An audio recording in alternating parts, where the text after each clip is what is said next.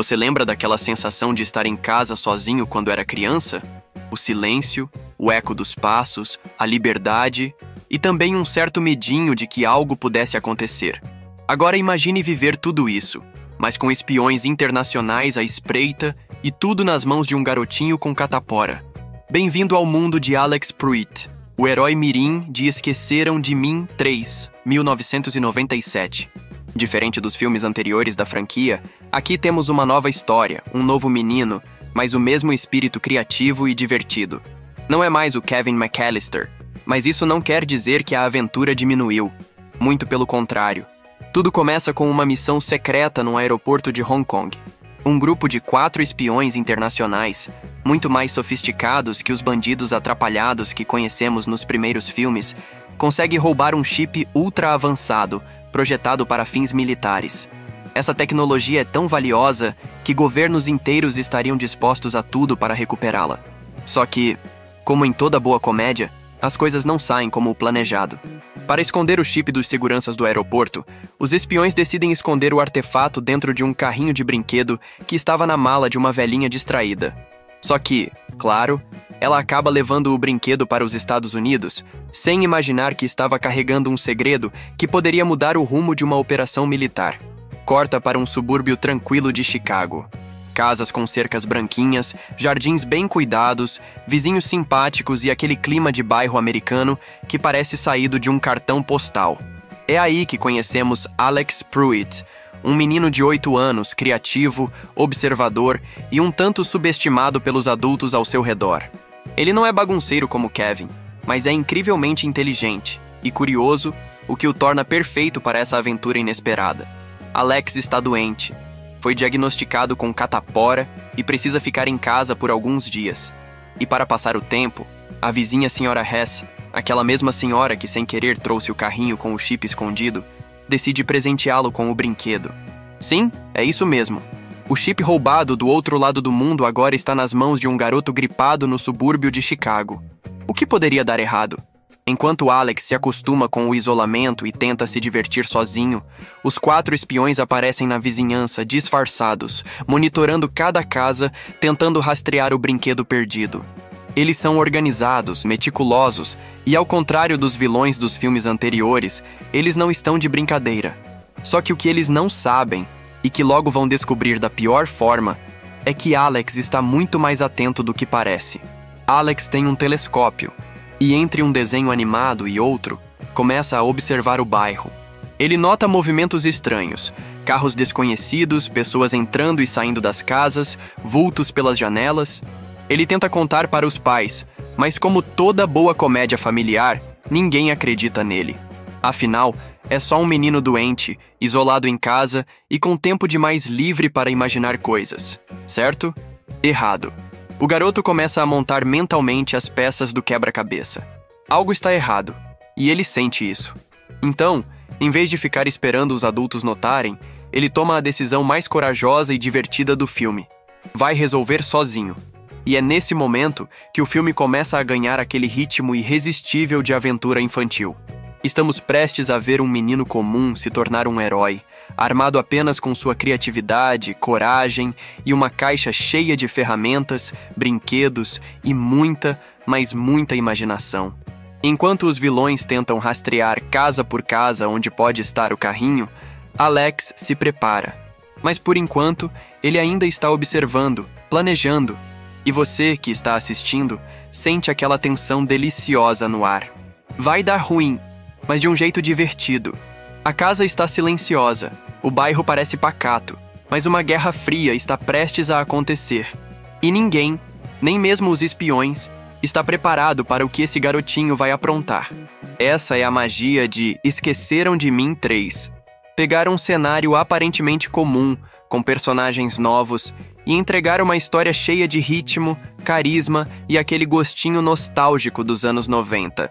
Se o primeiro filme encantou com o carisma de Kevin, esse surpreende com a inteligência de Alex.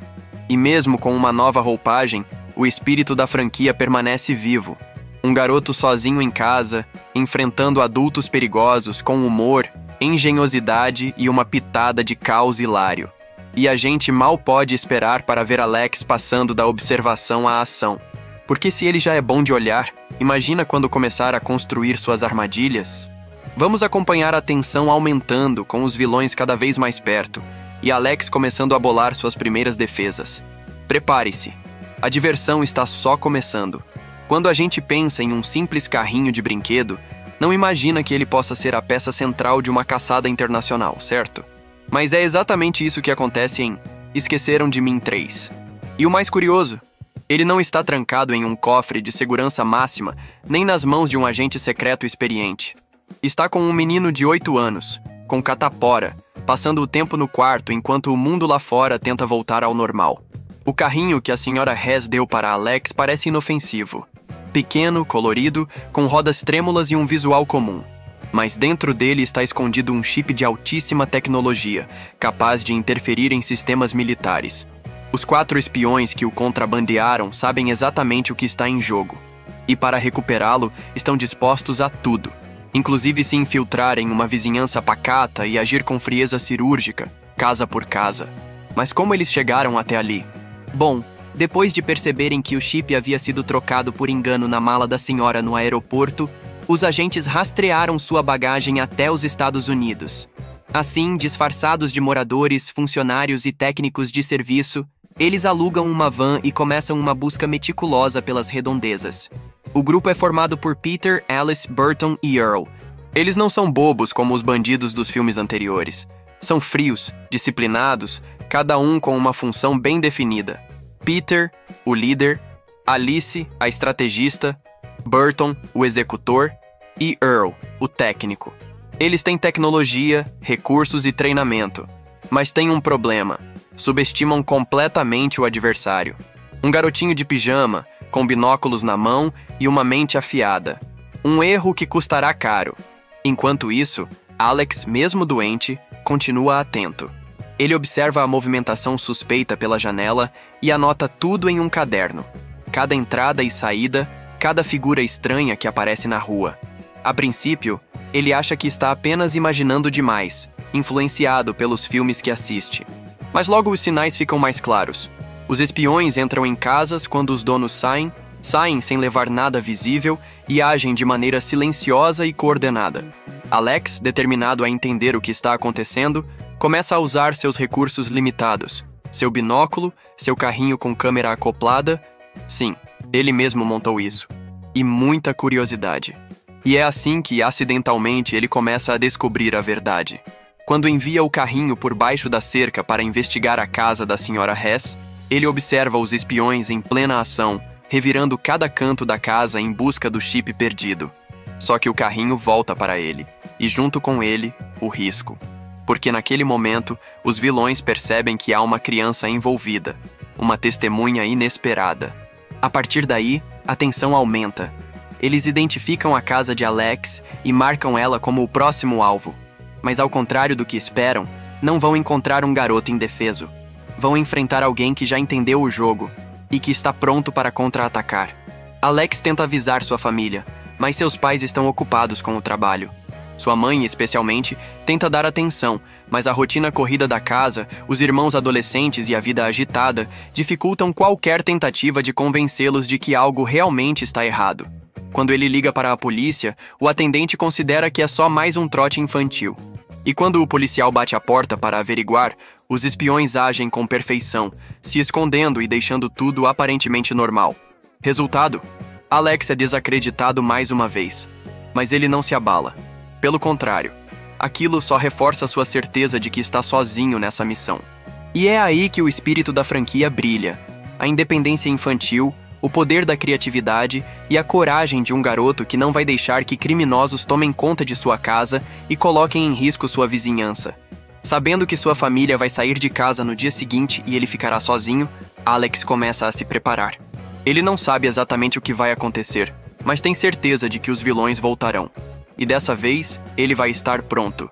Enquanto isso, os espiões armam seu plano final: invadir a casa de Alex enquanto ele estiver sozinho e recuperar o chip de qualquer forma. Para eles é só uma questão de executar com precisão. Para Alex é a oportunidade perfeita de mostrar do que é capaz, com armadilhas caseiras, muita imaginação e um arsenal de brinquedos que vai transformar sua casa em um verdadeiro campo de batalha. Essa seção do filme é carregada de tensão crescente. Cada cena é uma preparação para o grande confronto. Vemos a inteligência do garoto florescendo, a frieza dos vilões se intensificando e uma vizinhança que parece adormecida diante de algo muito maior do que ela imagina. É como uma guerra silenciosa prestes a explodir. E o estopim está nas mãos de um menino com catapora e um carrinho de brinquedo. E acredite, os espiões não fazem ideia do que os espera. Sozinho em casa.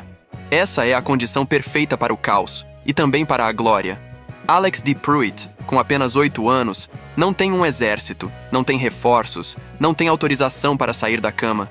Mas o que ele tem, e em abundância, é engenhosidade, coragem e senso de humor. E quando a ameaça dos espiões se torna iminente, ele faz o que poucos adultos fariam. Não foge, ele se prepara. Tudo começa com uma planta baixa da casa. Ele desenha cada cômodo, cada canto e corredor. Cada possível ponto de entrada vira um desafio estratégico. Alex pensa como um general. Onde o inimigo pode pisar, cair, tropeçar, escorregar. Onde a dor pode ser cômica. Onde o susto pode virar vantagem.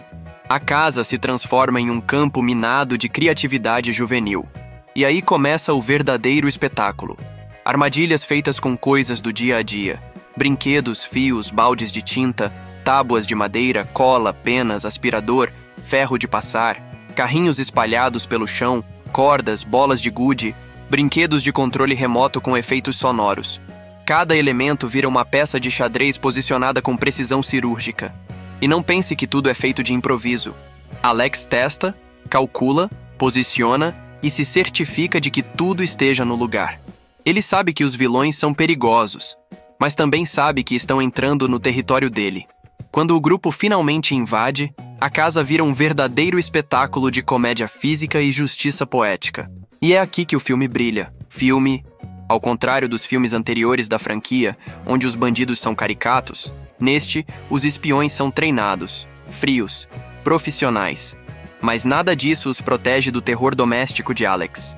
Cada um deles sofre na própria pele as consequências de subestimar uma criança. Peter, o líder, é atingido por objetos voadores e armadilhas com precisão milimétrica. Alice leva sustos, tropeços e cai em uma armadilha de lama. Burton escorrega, se enrosca, se machuca. Earl é exposto ao ridículo em uma sequência que mistura eletricidade, cola e penas. A cada cena, o público se delicia com a justiça cômica. Os vilões, que antes pareciam inatingíveis, viram vítimas de sua própria arrogância. Mas há também momentos de tensão real. Porque, apesar do tom divertido, o perigo é constante. Alex precisa ser rápido, silencioso e estratégico. Ele se esconde, corre, engana, distrai. Usa walkie-talkies, temporizadores e câmeras para se antecipar aos passos dos vilões. Não é apenas uma criança brincando. É uma criança jogando xadrez com a própria segurança. E o mais impressionante é que ele não faz isso por brincadeira. Ele faz porque sabe que ninguém acredita nele. Porque entende que se não fizer nada, ninguém fará. E é essa solidão misturada com responsabilidade que dá ao filme seu peso emocional. A coragem de Alex não vem do desejo de ser herói, mas da necessidade de proteger sua casa, sua vizinhança e, de certa forma, a si mesmo. Ele não quer fama, quer justiça. Em meio às quedas, explosões, gritos e cambalhotas, Alex vai, aos poucos, vencendo. Um por um, os espiões são vencidos, feridos, humilhados, desorientados, até que o último deles é capturado, e o grande segredo do chip é revelado às autoridades. A polícia finalmente entende tudo.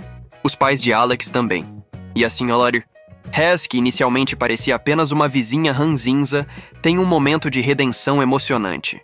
No fim, o menino doente que ninguém levou a sério se torna o herói improvável. E não por acaso, mas por merecimento. Pela inteligência, pela coragem, pela persistência. Alex D. Pruitt nos mostra que você não precisa ser grande para ser forte, nem velho para ser brilhante. Às vezes, tudo o que você precisa é acreditar em si mesmo, mesmo quando ninguém mais acredita. E assim, a grande batalha termina não só com vilões derrotados, mas com uma vitória silenciosa, carregada de significado. Não é sobre salvar o mundo. É sobre ser ouvido, respeitado, valorizado. Sobre mostrar que até mesmo nos momentos de febre, solidão e incerteza, ainda podemos ser incríveis. Depois da tempestade vem a calma. E após tantas armadilhas, correria e tensão, Esqueceram de Mim 3 nos leva a um encerramento que é como um abraço, sincero, acolhedor e necessário. Com os vilões capturados, o microchip recuperado e a verdade finalmente revelada, Alex deixa de ser apenas o garotinho doente com imaginação fértil para se tornar um herói de verdade. Mas o que mais emociona é o modo como esse reconhecimento acontece. Não é com medalhas ou discursos, é com olhares, gestos e sorrisos. A polícia agradece. Os agentes do governo, que antes duvidaram dele, agora o olham com respeito. Mas o que mais toca é a reação da família. Os pais, que estavam sempre ocupados, distraídos com as demandas da vida adulta, finalmente veem o filho com olhos novos. Eles reconhecem não só a inteligência e a bravura de Alex, mas também o fato de que, mesmo tão pequeno, ele carregou sozinho um peso que poucos suportariam. A relação com a irmã também muda.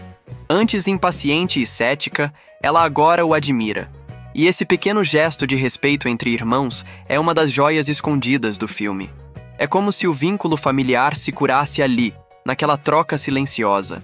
Mas talvez a cena mais comovente e inesperada venha de Sra. Hess. A vizinha ranzinza, solitária, que parecia viver de reclamações, se transforma diante de nós. Quando ela vai até a casa de Alex, leva consigo algo mais precioso do que um presente. Gratidão. Ela viu o que ninguém viu. Ela foi salva por ele. E isso quebra sua armadura. Num gesto terno, ela oferece a ele um presente, uma ave rara, símbolo da liberdade que ele proporcionou. E mais do que isso, oferece sua amizade. É um dos momentos mais doces do filme, porque mostra que mesmo os corações mais fechados podem ser tocados por um ato genuíno de coragem e bondade. Alex não pediu para ser herói. Ele só queria ser ouvido, acreditado. Mas ao agir com integridade, criatividade e bravura, ele transforma tudo ao seu redor. E aqui está uma das maiores lições do filme. A verdadeira força não está em músculos ou títulos, mas na persistência de fazer o certo, mesmo quando ninguém está olhando. O humor pastelão dá lugar a um final suave que mistura riso e emoção. O espectador termina o filme com um sorriso no rosto e um nó na garganta. Porque, no fundo, a história de Alex é a história de todo mundo que já se sentiu pequeno demais diante de um problema grande demais, e que, mesmo assim, decidiu agir. O filme fecha com a cidade em paz, a casa em ordem e Alex finalmente podendo descansar, agora com a certeza de que foi ouvido. O último plano, simples e caloroso, mostra ele sendo cuidado, amado e, pela primeira vez em todo o filme, sendo apenas uma criança feliz.